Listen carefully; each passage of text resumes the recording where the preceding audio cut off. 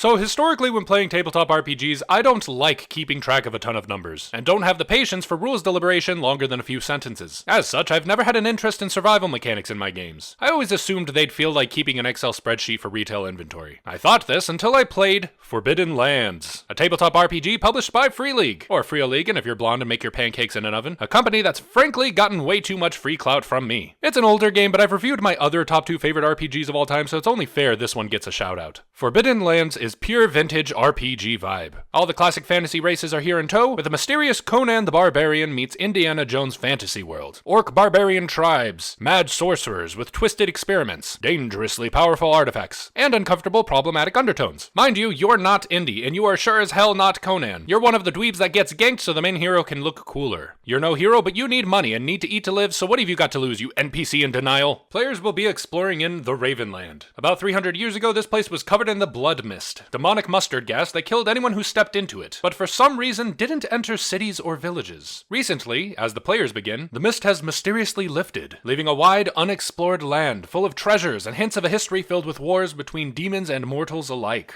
Unlike per se D&D, which treats exploration like the pickles they didn't ask for, this game is the sandboxiest sandbox that ever boxed the Seven Sands. The players are plopped into the middle of the map and given a vague, probably incorrect legend, and they pick a direction and go. The pages of pre-written encounters the GM can roll from aren't just unavoidable combats with 2d4 dog bears or deer folk or whatever. These are really creative encounters that use the lore to world build, with a Dark Souls approach to storytelling. You're exploring this decayed, unwelcoming world, and the encounters and weird inhabitants piece together the mystery of what made it that way. In most games, traveling is at most a roll or two and a short narration, but overall basically a loading screen where you teleport to your next location. Maybe a random bandit fight if the GM is feeling saucy. In Forbidden Lands, traveling is half the game. Each quarter day, you have to choose to travel the hex map, scout unexplored terrain, forage, make camp, sleep, hunt, or fish. Most of which you roll for and have encounter tables and new situations that can arise. There are seriously tons of tables. It wants to emulate the unexpected situations that can arise during a journey in a fantasy world. And with extremely simple mechanics.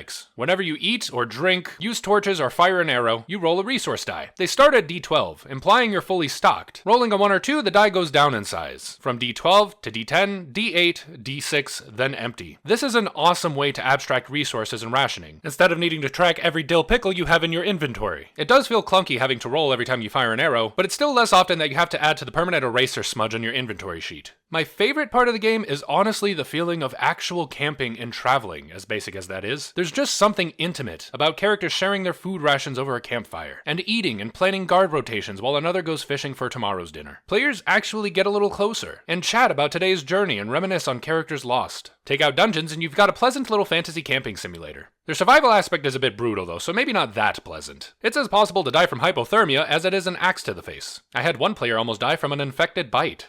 The attribute system is a beautiful example of storytelling through mechanics. The core mechanic is take your attribute plus skill, roll that many d6s, if one of the dice is a 6, that's a success. But instead of health points, you've got your 4 ability attributes, all of which can take damage, meaning less d6s you have for your rolls and less chance of success. Strength damage implies blood loss and physical injury. Agility damage implies physical exhaustion. Empathy damage implies your character reaching the limits of their patience and confidence. And wits damage implying, of course, mental exhaustion and a need for a nice long nap. The system creates roleplay through gameplay. The mechanics are telling pieces of the story, and the gameplay reflects and reacts to how the characters are doing. This is how you make immersive narrative mechanics, Candela! The game uses a critical injury table instead of outright killing your character, although several of those critical injuries do in fact outright kill your character, that can result in temporary inconvenience like cracked ribs, or permanent injuries like a lost limb, mitigating some of the futile rocks fall you die insta-death of OSR games, while keeping the danger factor and still cutting you some slack. Magic spells have a Chaos Mage style table of magic mishaps, which can be abruptly devastating, but it sells the magic in the setting as a raw chaotic force that perhaps we shouldn't be tapping into to heat up our baked beans. I mentioned in my Candela review that a player can cast Speak with Animals and get yanked into another dimension. That actually happened in a campaign I ran.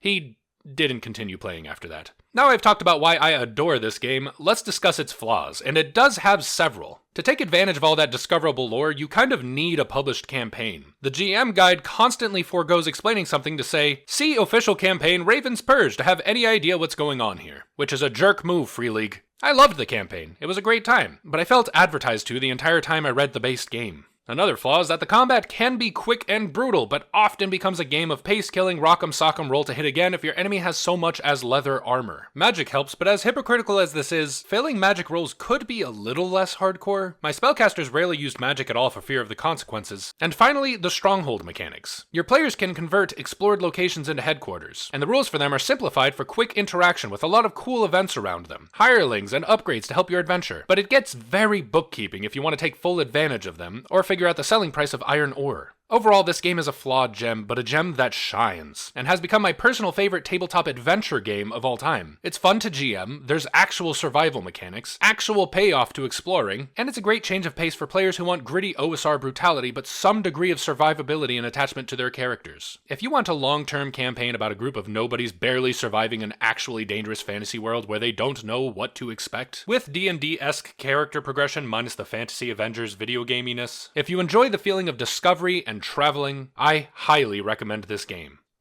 Thank you for watching. Please like and subscribe if you want more RPG content. And until next time, I hope you get a game in this week.